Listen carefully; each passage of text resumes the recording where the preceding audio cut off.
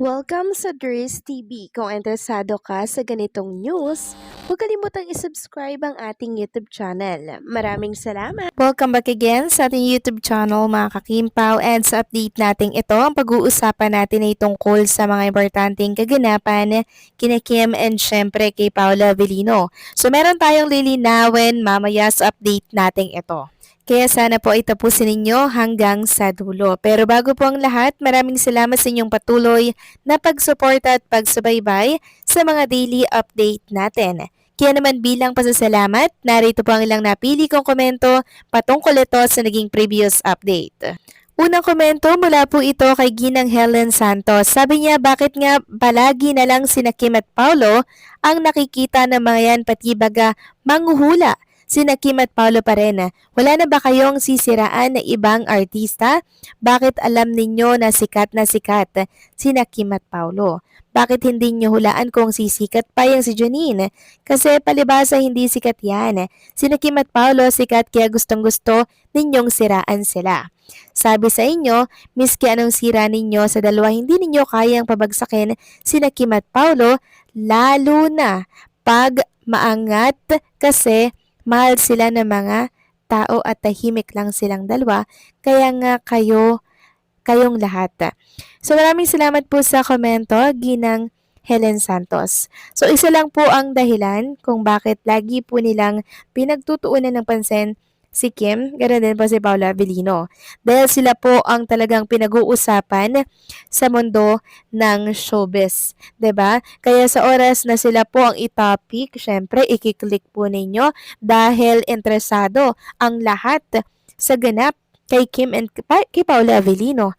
'Di ba? Ganun lang 'yon mga kakimpaw. Kaya piliin nyo po ang paniniwalaan ninyo. So maraming salamat sa komento, Ginang Helen Santos. God bless po and mabuhay kayo. At ang next comment, mula naman kay Ginang Norma Dayag, sabi niya, Dries TV, huwag mo nang intindihin yung sinabi ni Jay. Kasi pass is pass at alam mo yang si Jay ay pinangunahan niya si Pau. Gaya ng ginawa niya na dati. Pumipili na pala siya ng mga mining, ninong at tinang sa kasal at yun ay di gusto ni Pau at talagang di niya type. Si Jay lang ang nag-e-effort na maging silang dalawa. Maarte at mabagal kumilos at nagpapaimportante daw siya sa shooting at praying laging nalilate. Di kaya ni Kim na mabilis kumilos at lively at siya yung life of the set during shooting, kaya dito na umayaw si Paulo sa ugali niya. Beauty is useless, character is the best.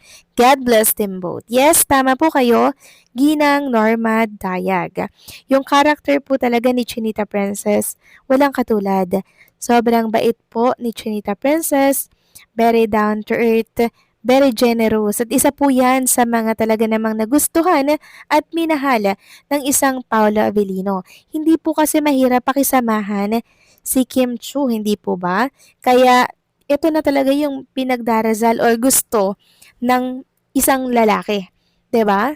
Maalaga, caring, maunawain, lahat na mga kakimpaw. Kaya nga nagtataka ako, bakit yung mga lalaki na naging boyfriend ni Chinita Princess niloloko lang si Kim Chu. Samantalang si Kim, sobrang rare mga kakimpaw. Kaya malas nila ngayon dahil pinakawala nila ang isang Chinita Princess na nag-iisa lang mga kakimpaw. At yan yung pagsisisihan nila dahil si Kim Chu na kay Paulo na. So maraming salamat sa komento, Ginang Norma Dayag. God bless po sa inyo and mabuhay kayo. So eto na nga, pag-usapan na natin mga kakimpaw ang mga topic na nakalap natin sa gabing ito. At unahin na nga nating pag-usapan etong totoong ganap ni Chinita Princess. So base 'di ba sa previous update po natin kanina, may sakit, may question mark. Ibig sabihin hindi sure. Sabi ko nga po, meron akong nabasa. Ibig sabihin, nabasa ko lang na shinare ko po sa inyo.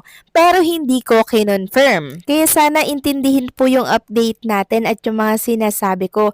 Meron kasing isang vlogger na, alam niyo yun mga kakimpaw, binira talaga ako kanina sa live. Sabi niya, gawa-gawa lang daw yung mga vlog ko. Tapos gumagawa lang daw ako ng kwento mga kakimpaw. Hindi niya ata alam na yung mga binablog ko, yun yung pinag-uusapan sa mundo ng social media. Binabahagi ko lang naman sa inyo mga kakimpaw at sabi ko nga, nasa inyo yan kung maniniwala kayo or hindi. So, eto yung totoong ganap ni Chinita Princess, mga kakimpaw.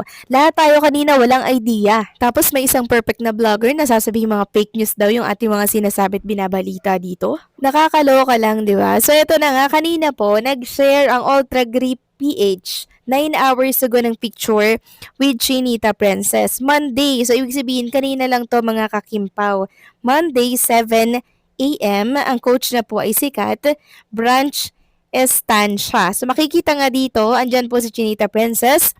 Nag-yoga siya mga kakimpaw. So ito po yung totoong nangyari kaya siya ay wala po sa It's Showtime. Ibig sabihin, fake yung nabasa natin mga kakimpaw. And also, wala din naman tayong kinonfirm na totoo yung nabasa natin, di po ba? Kasi hindi naman imposibleng magkasakit si Kim Chu or magkalagnat, di ba? Kasi sobrang sipag niya nga. Araw-araw po siyang nasa It's Showtime mga kakimpaw, kaya hindi imposible. Di po ba? And since si Kim Chu lang mga kakimpaw ang nakita nga dito, ang katanungan ng marami ay kung kasama daw ba si Paolo Avellino sa pag-yoga. So si Kim Chu lang po mga kakimpaw ang nakita natin, pero alam naman natin, di ba si Paolo hindi po yan nagpapakita, hindi po yan nagpapapicture dahil gusto niya po lagi ay private. Or pwede rin si Kim Chu lang po mga kakimpaw ang nasa yoga at merong other commitment si Paolo Avellino kanina, 'di ba? Ngayong araw po 'yan ng Monday. Kasi mamaya pag sinabi ko andyan si Paula, sabihin niyo na naman gumagawa ako ng issue, gumagawa ako ng balita, hindi naman totoo, 'di ba? Pero at least ngayon alam na po natin yung totoong ganap or pangyayari kay Chinita Princess. Wala naman pala siyang sakit mga kakimpaw, 'di ba?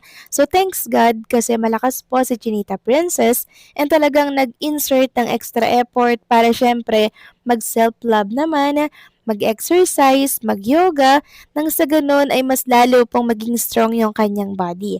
Di naman lagi-lagi dapat ay magtrabaho, di ba? Kasi alam niyo mga kakimpaw, si Kim Chu po talaga sobrang sipag niyan. Kahit na merong sakit, papasok po yan, magpapaschedule yan. Pero mabuti ngayon, sarili muna niyang inasikaso niya mga kakimpaw nang sa ganun, syempre mapanatili niya po yung healthy body, healthy mind, and syempre mga kakimpaw, pampastrong na din po ng body. So maraming salamat sa ultragree.ph na kung saan ay nag-share ng picture ni Chinita Princess. So, na-miss natin, di ba, si Kim and Paolo Avellino na makitang nag-exercise sila, nag-gym sila, nag-jogging sila.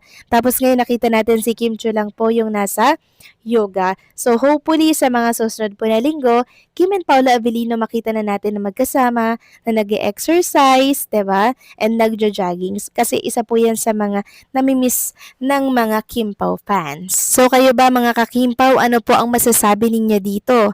Please comment down below and syempre, don't forget to like, share, comment, and subscribe.